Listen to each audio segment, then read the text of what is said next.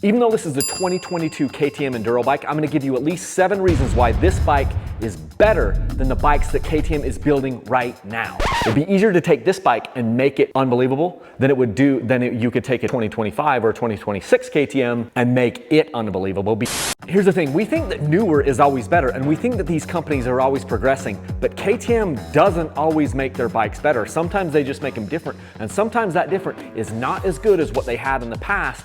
And I'm gonna highlight reasons why I think there are pieces of this motorcycle right here that are better than the 2024s, 2025s, and 2026s that KTM is currently building. Hey, quick side note, I just bought this bike the other day to add it to my September sweepstakes because none of you guys were entering for just the cash prizes. So this bike has 10 hours on it. It's freaking mint condition, and this is added to the prize pool. So we'll have 11 winners. One person's gonna win this sweet dirt bike, and then 10 other people are gonna split $7,000 in cash. This is the biggest sweepstakes I've ever done, and I will have more winners than I've ever had, and the chances to win are better than ever because I literally had almost no one enter for the first 4 or 5 days of this sweepstakes. So get entered to win this bike. Click the button right down here or go to my website, dirtbikechannel.com. Okay, so here are some of the reasons why this bike is better than the brand new bikes that you would go buy on a dealer floor right now. And these are not listed in order, but this generation of bikes from about 2020 to 2022, I think is the best frames that they put on any of their enduro bikes ever. With this frame, you have the ability to remove these steering stops right here, which I'm gonna do, which makes the bike turn tighter than any of the bikes that they've ever produced, that I've ever seen. And so this bike can turn super tight. It's great for the gnarly stuff. The more your handlebars can turn, the better balance you can have and the tighter of a turning radius you can make. And that really helps in the enduro stuff. It really helps with you keeping balance on the bike. And so I love that about this frame. The other thing about this frame is it's very nimble. I've gotta tighten those bars because that just flops over. But this frame is very nimble. When I got onto the newer frames with the KTMs, I just felt like it was longer and less nimble. The newer frames want to go straight and they're more stable. And that works good for moto, but it doesn't work that good for enduro and off-road. And so on this frame, the bike feels shorter front to back when you're riding it. I know that's hard to quantify, but that's how I felt immediately when I got on the newer frames. This one still has that shorter, more nimble feeling frame, and I freaking love that. And the last thing about this frame that I think is better than the current generation is it gets better traction. See, with this PDS, I actually love the way that this PDS shock works on this swing arm and this frame, and I feel like I've never had bikes that got better traction than this sucker. When you're in the gnarly, loose, rocky stuff and it's nasty and there's roots and there's all this stuff and it's super tight and technical, this bike gets better traction than their current bikes. And I just think it's due to the frame and how all the geometry and everything works. So this bike is a better hard enduro bike than what they're currently producing because of that frame and how all this works together with the tight turning and the nimble feeling and the traction that this gets.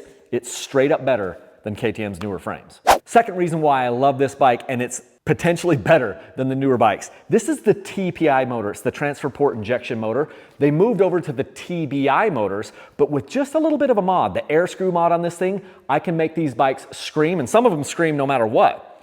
But it also has a hotter ignition mapping. And at first, when KTM came out with their TBI motor, they put a softer map in the XCW bikes, and that's to help people get traction. That's probably because they didn't get good traction.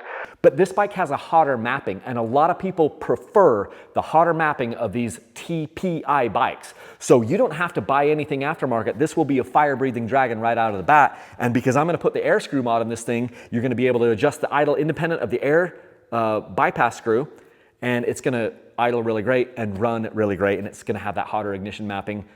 The TPI bikes ran frickin' awesome as soon as you got it tuned just a little bit. So this is not worse in that way.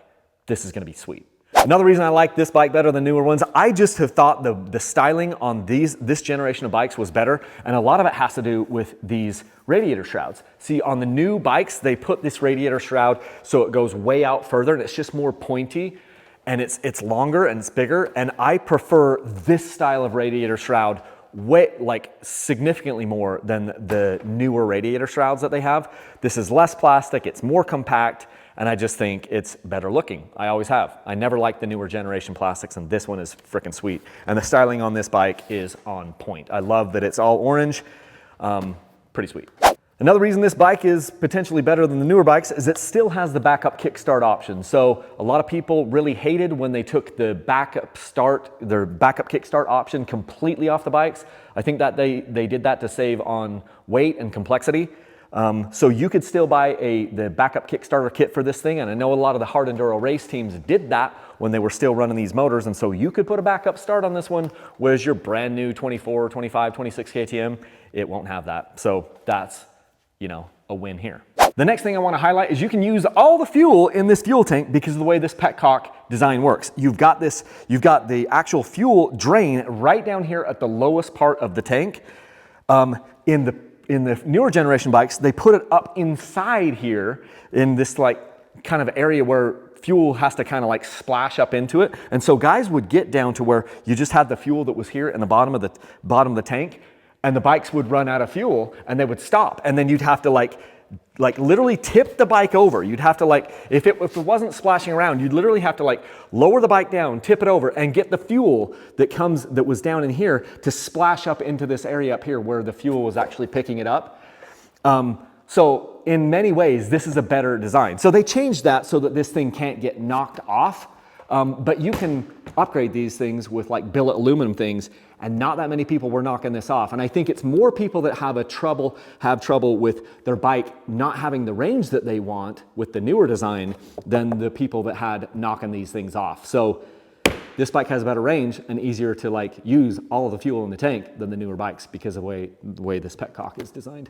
Another reason this bike is probably better than the newer bikes is it still has the conventional stop and start buttons on either side of the bike.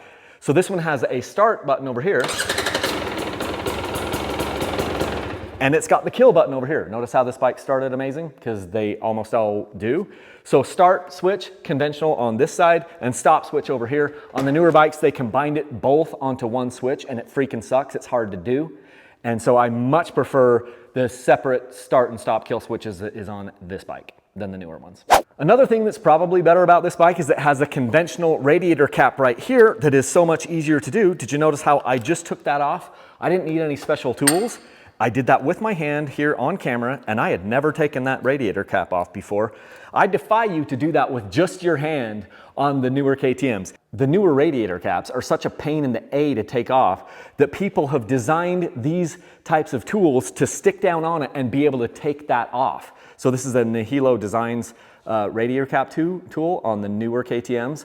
And that freaking sucks that you made it so the bike doesn't turn as tight, and so and then you've got this stupid radiator cap on there that you have to have a special tool to kind of get it off with your own hands. That's stupid. And this older bike still has the more conventional style that you just saw me take off. So again, sometimes they're making improvements, or sometimes they're making changes, but it's not always for the better. So this generation of KTM, somewhere in that 2020 to 2022, these are my favorite KTM XEW bikes that they've ever made. And I've been paying attention to this clear since 2008. So I've ridden every XEW model from 2008 all the way up to 2025. And this generation, the way that it works for enduro, this is the best generation that they've made so far. Yeah, in the newest generations, the motors are great, but it's a little bit like muted on power. The newest generation bikes have killer forks. But the way that the shock works on the back makes it so it doesn't get good traction. So I'd rather have this and then upgrade. You can always change your suspension. So I'd rather have this frame and then I could put 6500 kits or something in this fork and make it absolutely amazing. And this shock setup with this frame, this gets better traction.